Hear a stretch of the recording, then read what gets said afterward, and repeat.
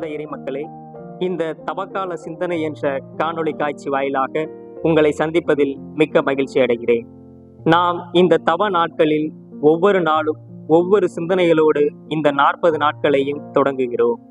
இன்றைய நாளிலும் கூட நாம் இந்த இறைவார்த்தையோடு இன்றைய தவக்கால சிந்தனையை தொடங்குவோம். யோவான் பிரிவு 1 இறை திருவசனங்கள் 1-4.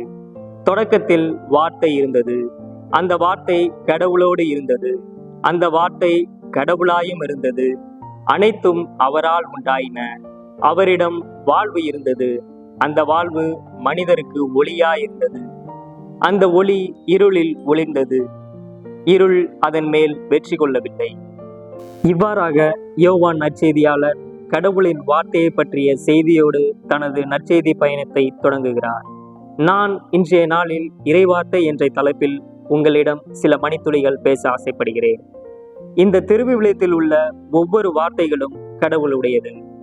கடவுளின் வார்த்தைக்கு பழைய ஏற்பாட்டிலும் சரி, புதிய ஏற்பாட்டிலும் சரி, அவருடைய வார்த்தைக்கு கீழ்ப்படிந்தவர்களை அவர்களது வாழ்வில் கடவுள் பல மடங்கு உயர்த்தி இருக்கிறார். அதேபோல் அவருடைய வார்த்தைக்கு கீழ்ப்படியாதவர்களை பல மடங்கு தாழ்த்தியும் இருக்கிறார். இன்றைய நாளிலும் கூட நாம் இறைவார்த்தையை வாசித்து கேட்டு கடவுளுக்கு கீழ்ப்படுகின்ற மனிதர்களாக வாழ்கின்றோமா? சிந்திப்போம். இறை வார்த்தையை படிப்பது கடவுளோடு உரையாடுவதற்கு சமம். எத்தனை பேர் நாம் அதிகாலையில் எழுந்து திருவிவிலியத்தை எடுத்து ஒரு 5 நிமிடம் நாம் வாசித்து ஜெபித்திருப்போம்.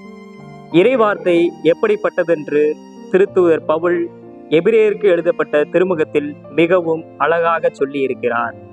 எபிரேயருக்கு எழுதப்பட்ட திருமுகம் பிரிவு 4 இறை திருவசனம் 12. கடவுளுடைய வார்த்தை உயிர் உள்ளது, ஆற்றல் வாய்ந்தது, இரு பக்கமும் வெட்டக்கூடிய எந்த வாளினும் கூர்மையானது, ஆன்மாவையும் ஆவியையும் பிரிக்கும் அளவுக்கு குத்தி ஊடுருவுகிறது, உள்ளத்தின் சிந்தனைகளையும் நோக்கங்களையும் சீர்தூக்கி பார்க்கிறது. ஆகவே அன்பு சகோதர சகோதரிகளே, இறைவார்த்தை என்பது வெறும் வார்த்தை மட்டுமல்ல, மாறாக அது கடவுளுடையது.